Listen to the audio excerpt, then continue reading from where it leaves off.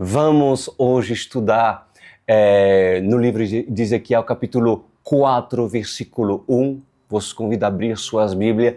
Ezequiel 4, 1.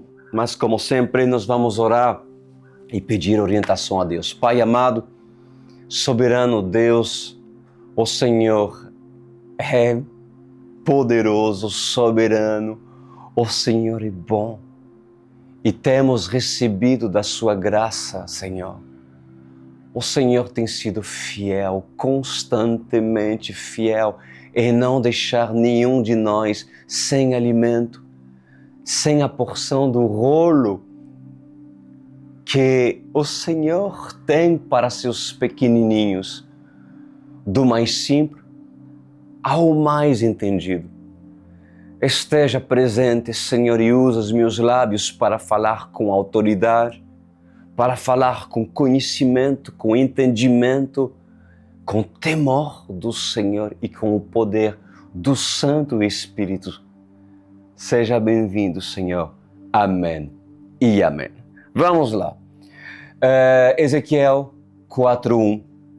O título, na versão NVI é O Cerco Simbólico de Jerusalém. Eu coloquei o título para hoje, O Ato Profético. Você vai ver que Deus vai usar Ezequiel a fazer atos proféticos. E incrível, porque tem pessoas que não acreditam em atos proféticos. E há pessoas que fazem muitos atos proféticos, mas não levam a nada. Por quê?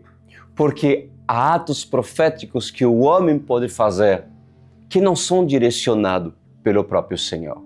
O próprio Satanás, um próprio pai de santo, faz atos proféticos.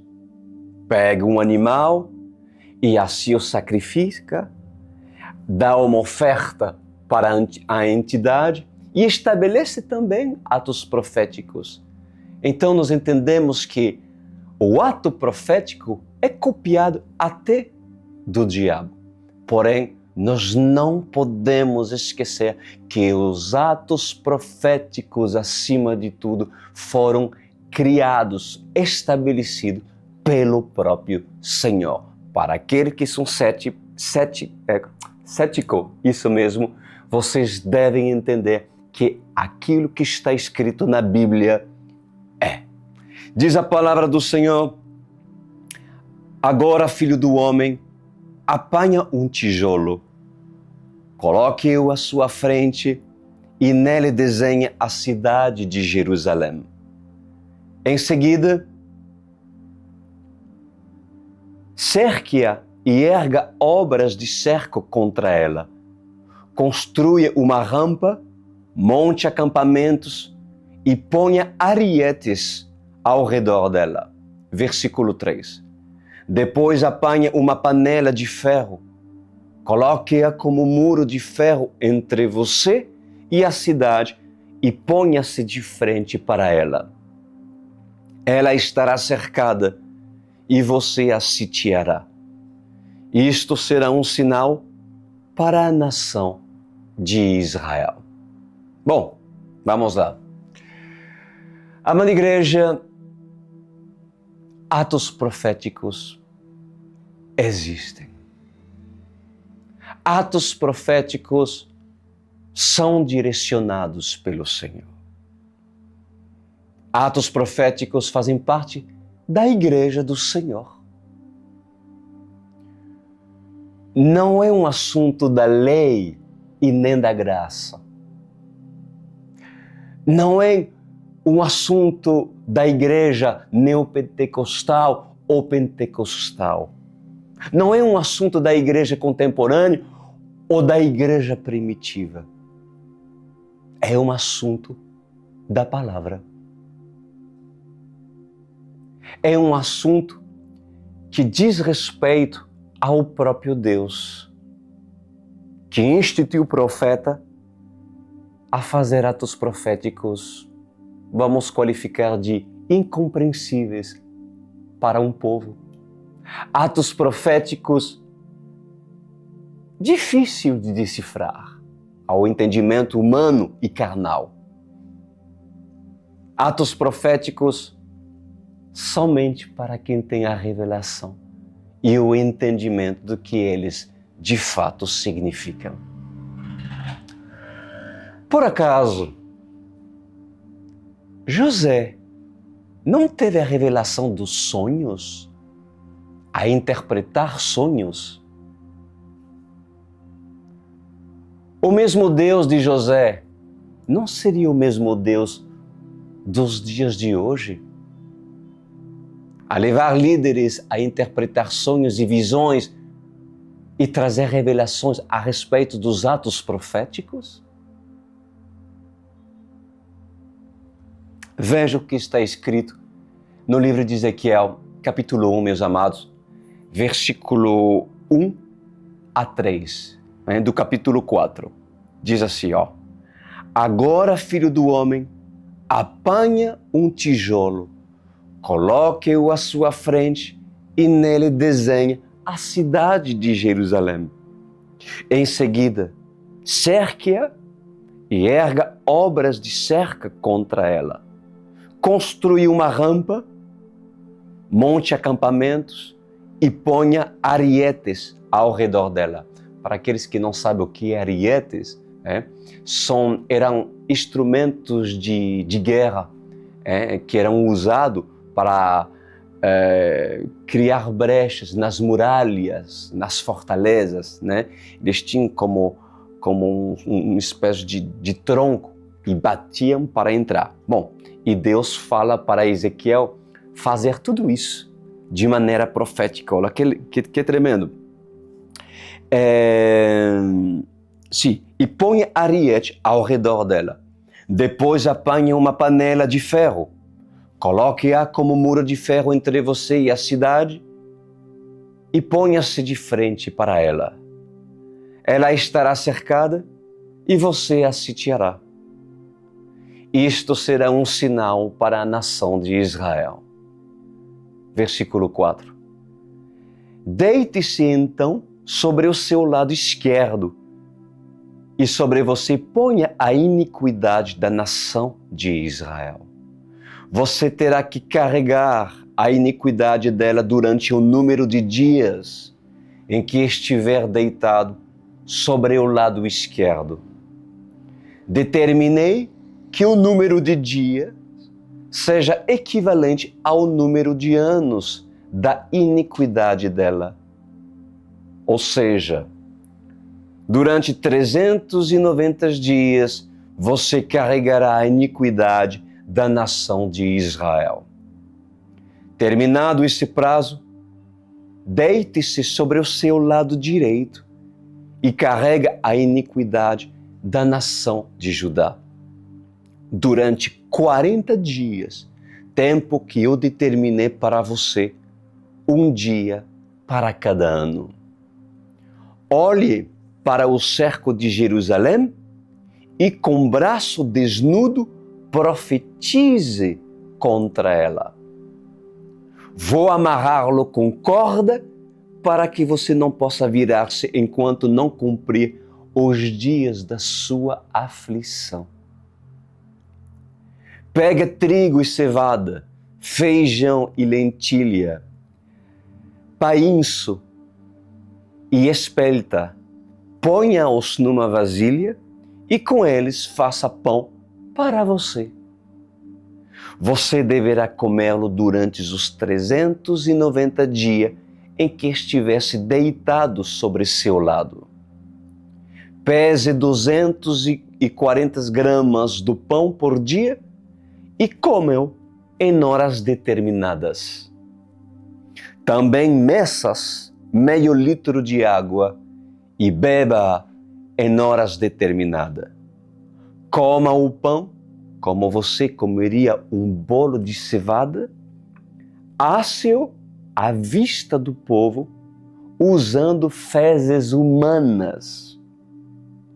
Isso mesmo, usando fezes humanas como combustível. O Senhor disse: desse modo os israelitas comerão sua comida imunda entre as nações para onde eu os expulsar. Então Ezequiel disse para Deus, respondendo depois disso: Ah, soberano Senhor, eu jamais me contaminei. Desde a minha infância até agora, jamais comi qualquer coisa achada morta ou que tivesse sido despedaçada por animais selvagens. Jamais entrou em minha boca qualquer carne impura. Está bem? Disse ele. Está bem? Disse o Senhor, né? Deixarei que você asse o seu pão em cima de esterco de vaca.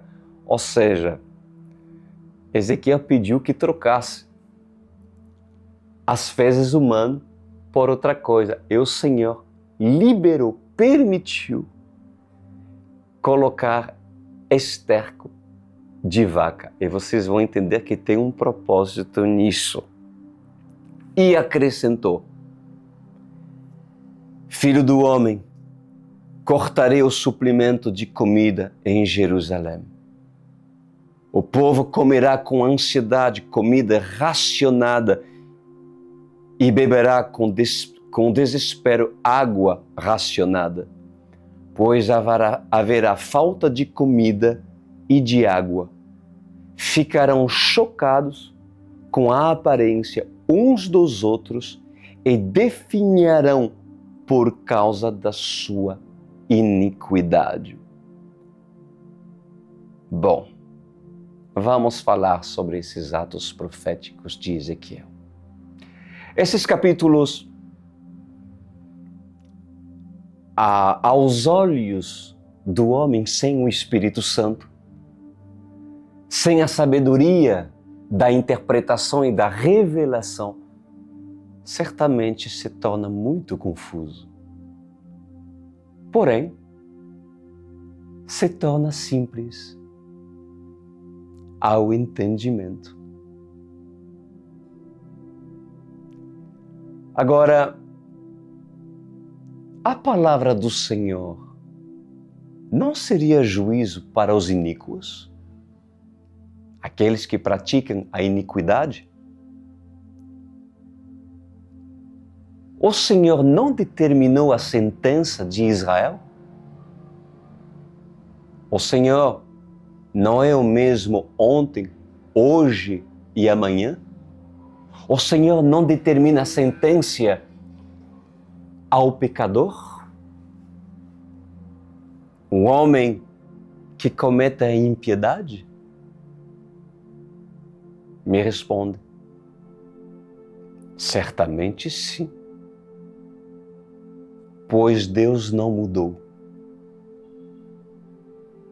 Deus não mudou. Agora, a diferença entre os dias da lei e os dias da graça, sabe o que é? É a longanimidade e a misericórdia. E por causa da misericórdia do Senhor, a nação de Israel não foi aniquilada. Por causa da misericórdia. Como assim, pastor? Por causa da misericórdia do Senhor, ainda vive o ímpio. Ainda vive o pecador. Por causa da misericórdia, amada igreja, o joio deve estar com o trigo. O joio deve estar com o trigo. Pois se não tivesse misericórdia, sabe o que aconteceria? O joio queimaria junto com o trigo. E é necessário que ambos ocupem o mesmo espaço na terra.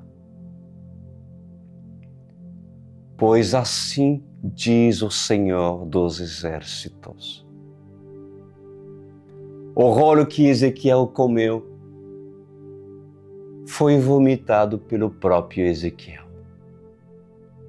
E no rolo contava a minha ira, diz o Senhor. Para Ezequiel, era sabor de mel, e seus lábios ficaram doces como o mel. Mas para o ímpio, era juízo. Pois em verdade, toda a simbologia é apresentada para, de fato, não fazer entender os sábios deste mundo.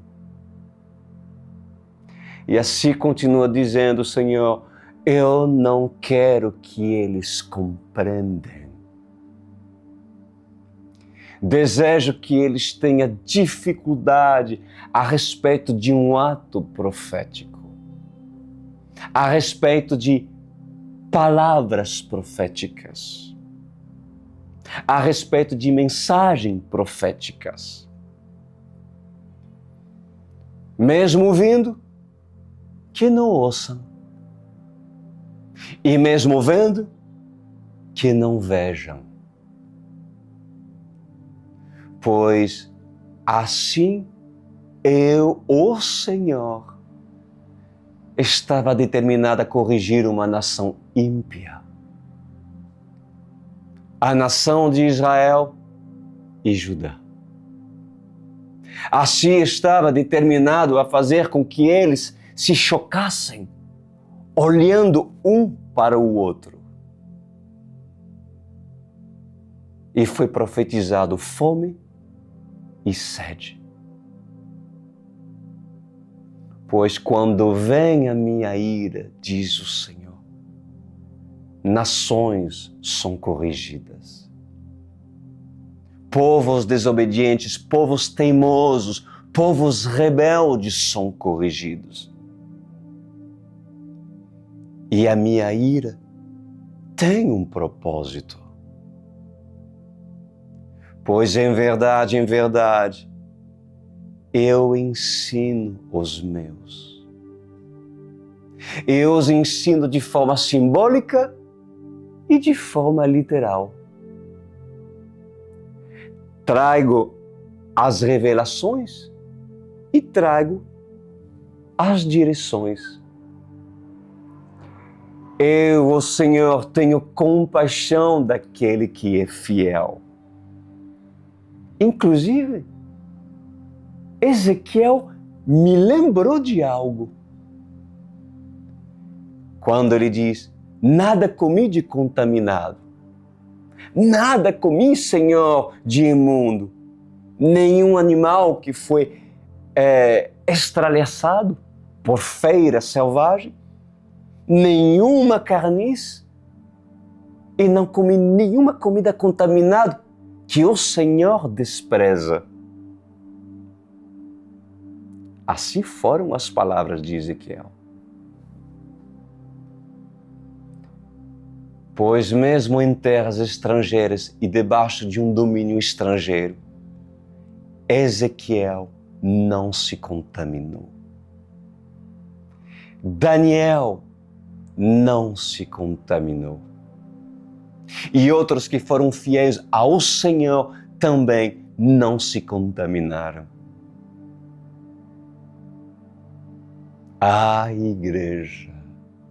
Igreja, aprendem com os profetas. Aprendem com esses homens. Decidir viver em santidade é decidir não se contaminar. É decidir não se deleitar diante dos prazeres deste mundo. É decidir dizer não para o pecado. Dizer não para as ofertas dos banquetes das festividades babilônicas. Dizer não aos prazeres oferecidos nos palácios da Babilônia. Pois Ezequiel, o profeta Ezequiel, lembrou o Senhor que foi fiel a Deus. Lembra, Senhor, eu era fiel a Ti. Eu não comi nada de contaminado.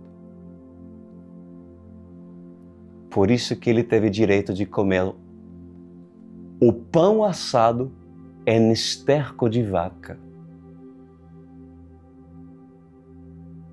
Agora você pode dizer, mas mesmo assim é nojento. O que é esterco de vaca? O esterco de vaca é a relva. É o alimento não contaminado. É o adubo que prepara a terra.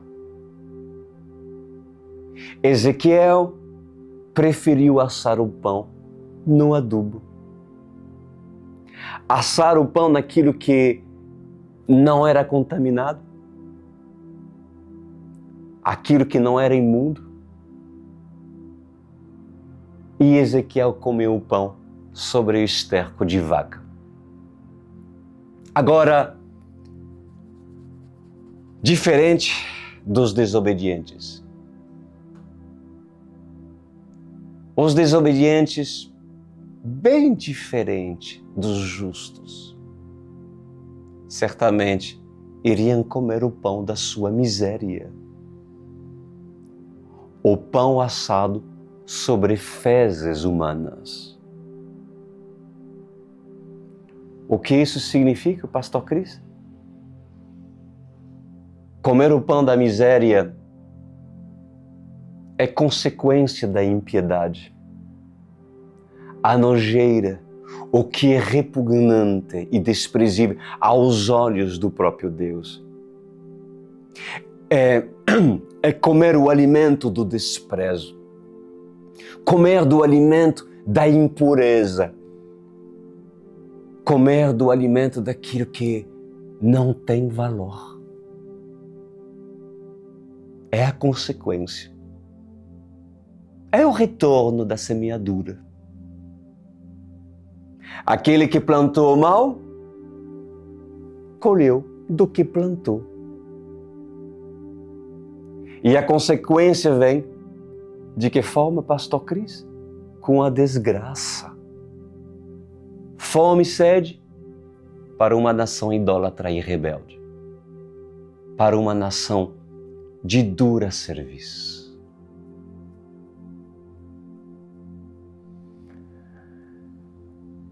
Ezequiel, meus amados, ele viu com seus próprios olhos a ira e o juízo que estava escrito no rolo. E quando ele vomitou parte do rolo, se fez justo o que estava escrito no rolo. E Ezequiel falou o que estava escrito, aquilo que chegou até os seus ouvidos. Ezequiel abriu a boca no tempo certo para que se cumprisse o juízo da parte de Deus com um propósito. Qual propósito? Corrigir a nação de Israel e de Judá. E depois de tudo aquilo, o Senhor continuou pedindo a Ezequiel atos proféticos. Um ato profético com uma panela de ferro, uma tábua de barro, arietes e aquele cerco que cercava simbolicamente Jerusalém, a proteção sobre a cidade. E esse ato profético tinha como propósito anunciar o juízo que viria contra Jerusalém.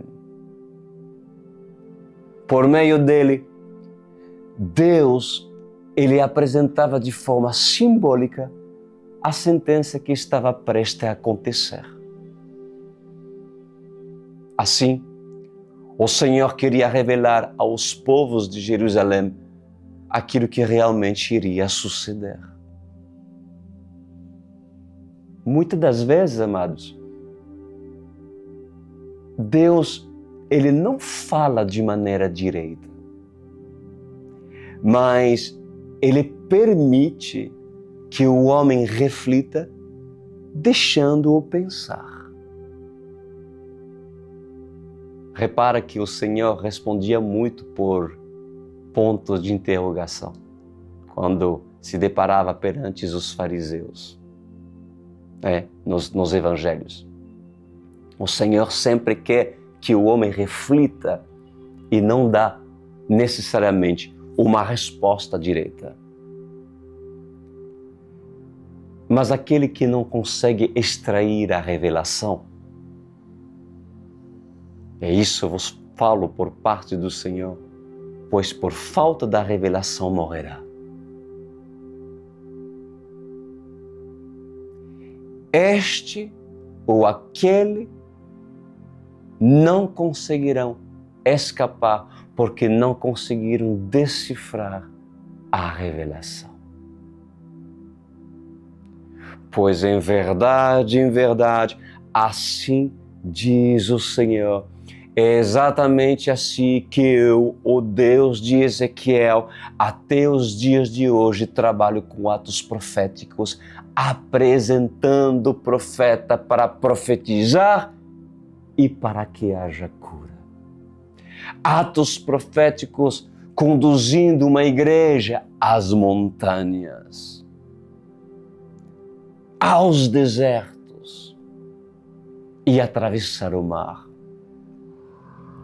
Atos proféticos para conduzir a igreja se esconder em cavernas.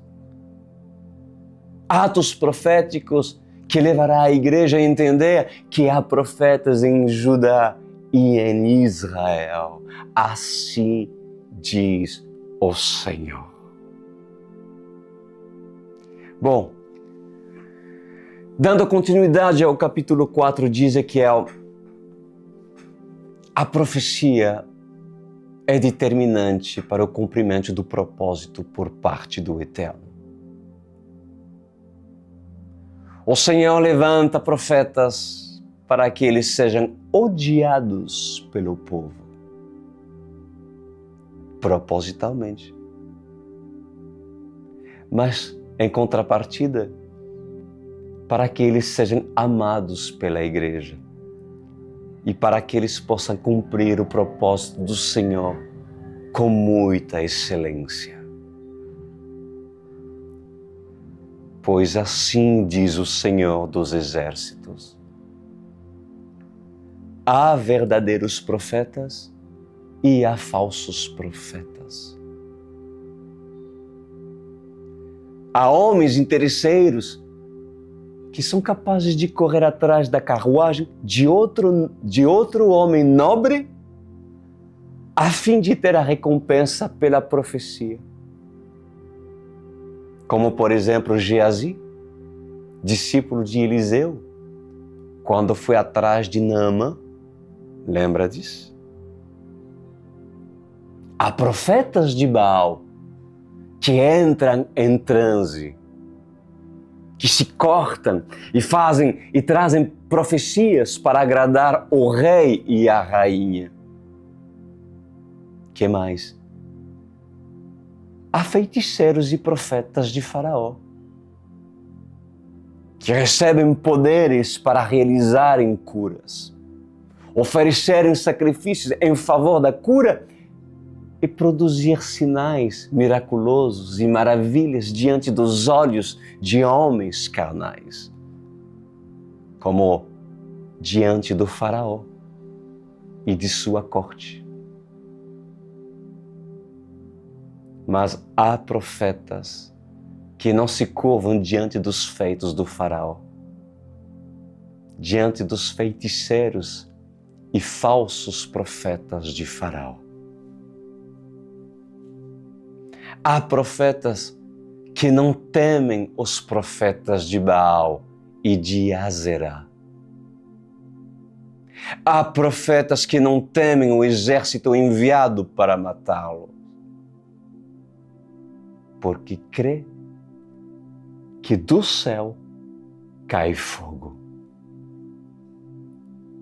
Há profetas verdadeiros que zombam no monte os falsos profetas. Há profetas que profetizam uma só palavra e o homem e a mulher morrem instantaneamente. Lembre na graça? Ananias e Safira? Há profetas que não param de profetizar o que Deus manda profetizar, mesmo que são odiados. E assim continua dizendo o Senhor.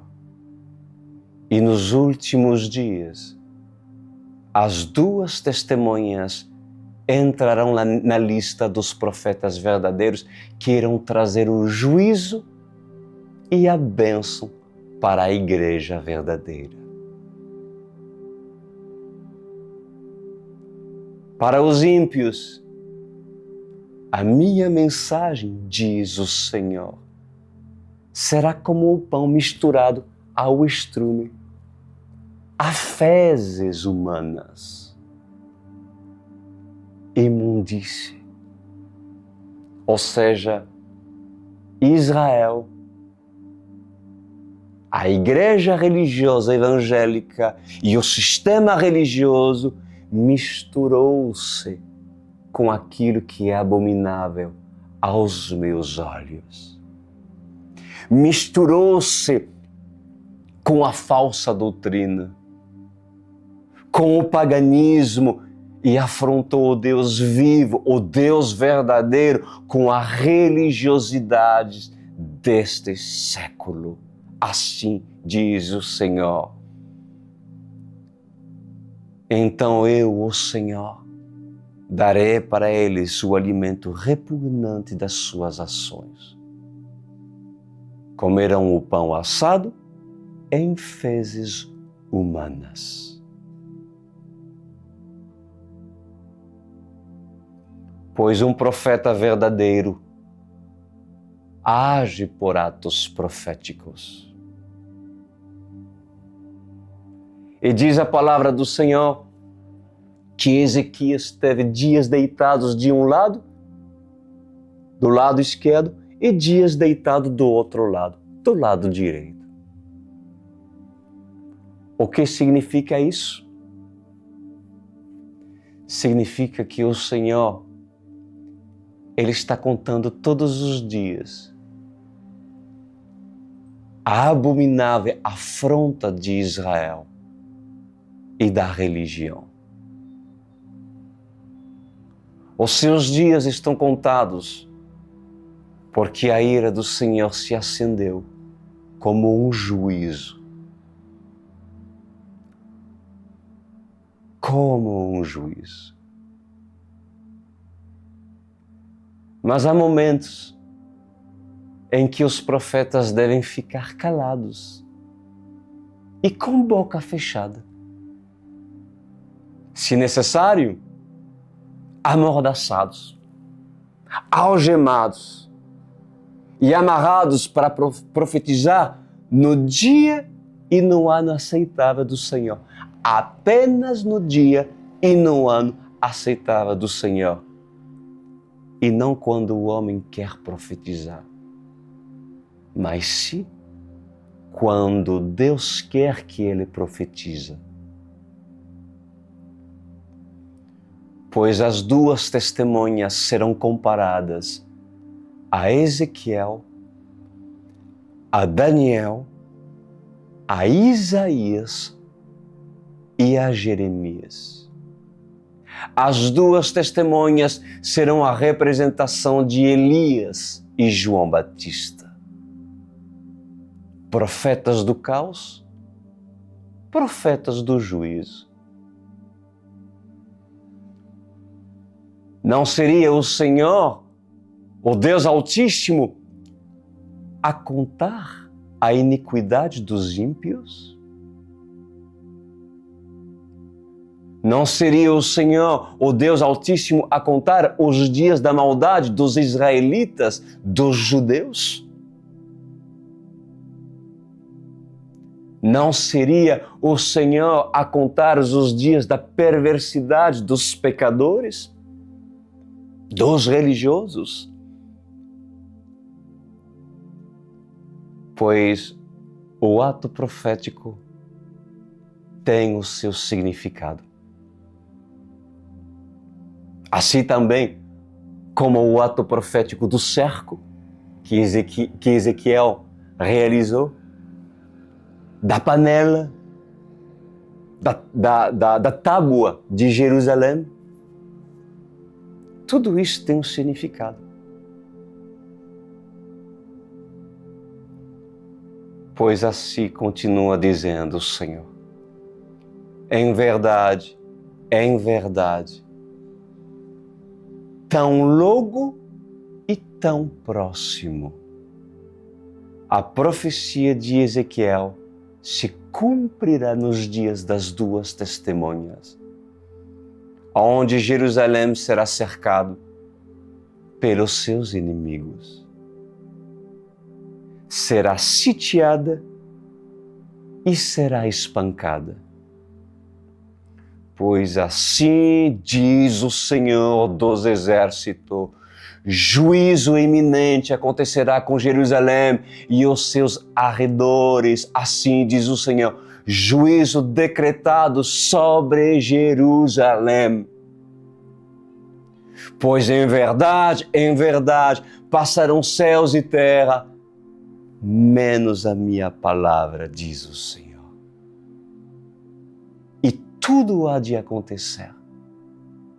E tudo vai acontecer para que se cumpra o chamado profético através das duas testemunhas.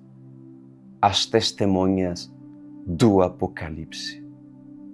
Assim diz o Senhor dos Exércitos.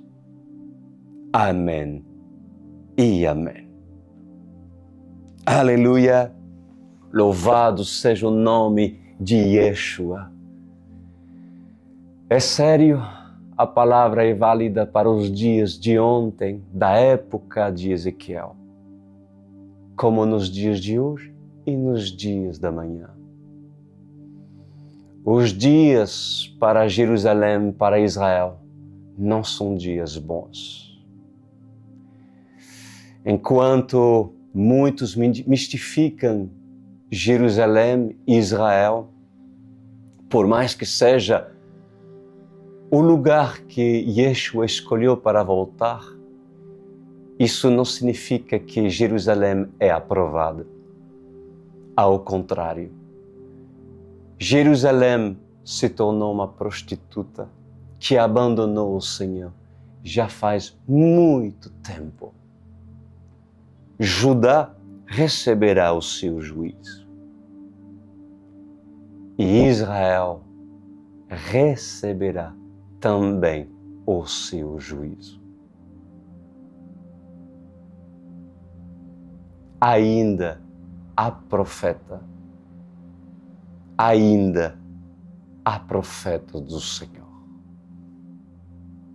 Alegrem-se, seja essa palavra mel para o teu paladar, mas para aqueles que não é noiva de Cristo, vai me julgar. Alguns podem cuspir dizendo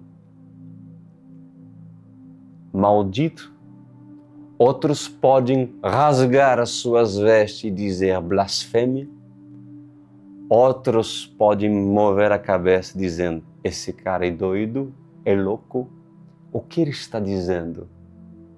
Por que não volta a cantar? Por que ele não faz aquilo que de repente sabe fazer? Que se levanta profetas e que os sábios deste mundo, de fato, sejam confundidos. Deus é um excelente estrategista. E eu louvo ao Deus Todo-Poderoso por seus feitos que são maravilhosos. Adonai, Pai Celestial,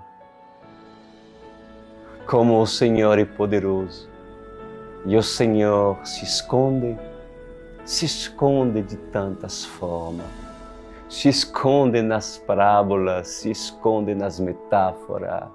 O Senhor faz questão de fazer com que aqueles que se acham inteligente, autossuficiente, orgulhoso, capacitado, não sejam nada. Mas obrigado de fazer com que a luz esteja iluminando o entendimento das suas criancinhas, dos seus pequenininhos. Como o Senhor é bom e como o Senhor é justo. Amém, amada noiva. Glória a Deus. Agora você que é convidado ou foi convidado para ouvir as palavras nessa noite.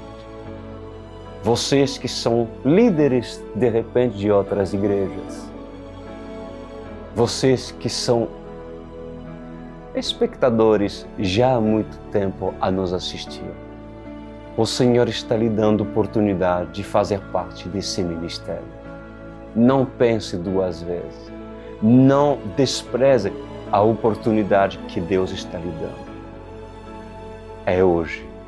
O Senhor te quer conosco, do nosso lado. Serás discipulado, serás ensinado, serás alimentado com muito orgulho e mistérios da palavra do Senhor. E iremos andar rumo a Jerusalém, rumo à nova Jerusalém. Vocês estão vendo o QR Code aqui? É simples. Para fazer o seu cadastro, basta aproximar o seu celular e diretamente irás acessar esse cadastro e entraremos em contato contigo o mais rapidamente possível. Se de repente tu prefere fazer o teu cadastro por intermédio do site da igreja, é OCBR, deve estar escrito aqui embaixo. Sim, pastora? Sim, Igreja OUCI, exatamente. Obrigado, pastora. Igreja da OUCI. E ali, igrejadaouci.com.br. Meu Deus, me dá memória, Senhor. E aí, através disso, mas está escrito, tenho convicção que está escrito. Vocês podem acessar, tá bom, meus queridos? Desejo para você um excelente final de semana. Que o Senhor esteja fazendo com que você medita, teme das palavras que temos recebido. E não se esqueça que quero você próxima terça-feira, mesmo horário, 21 horas, horário de Brasília. Forte abraço para todos vocês. Até terça-feira que vem.